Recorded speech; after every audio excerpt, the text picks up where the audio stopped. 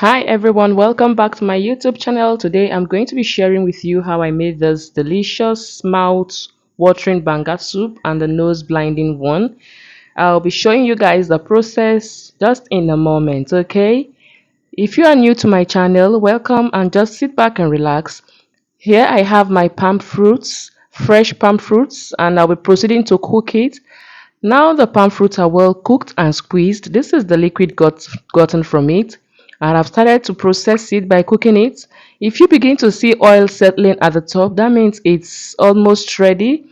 Then I added my stockfish. As we all know, it is hard and difficult to cook. So I added it so it can already start cooking, okay? Here I have my pepper, my yellow and red pepper, and I have my African calabash or nutmeg.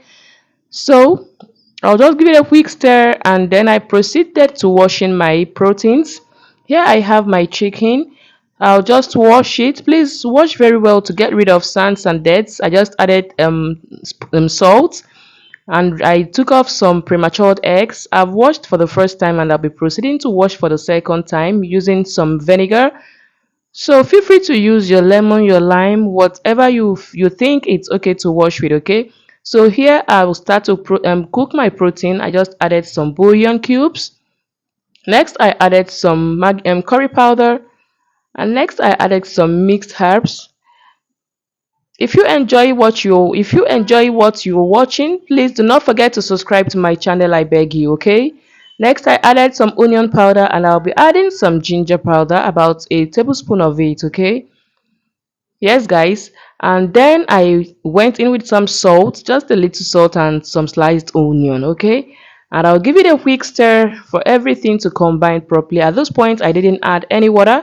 I'll allow it to bring out its own juice and cook for some minutes before I'll add some water. This is it moment later and I'm adding water already.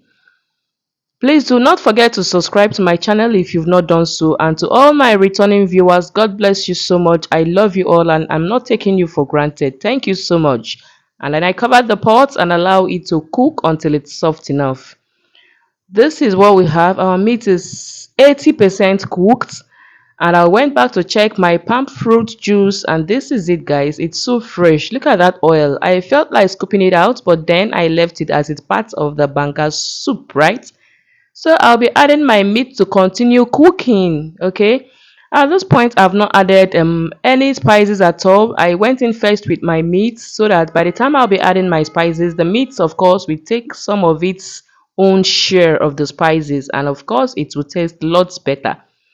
And I gave it a quick stir, stir and stir and stir. Now I'll be going in with my salt, my grinded onion, my onga for banga soup, my onions. Please be generous with onion. You cannot go wrong with adding lots and lots of onion in your banga soup. It takes it to cloud nine, trust me. And it tastes lots better, so much better. And this is it. I'll be covering for everything to meet and marry themselves, okay? Yes, at this point I can no longer scoop out that oil because I've added my spices and I'll be adding my vegetables. This is scent leaf. I prefer using scent leaf because the aroma it gives this banga soup it's top notch. Feel free to add your parsley leaf, your curry leaf, your any leaf at all, your pumpkin leaf, ugu leaf. It's okay, it's completely optional, okay? Yes, guys, this is our soup. I'll see you back in my next one. See you guys.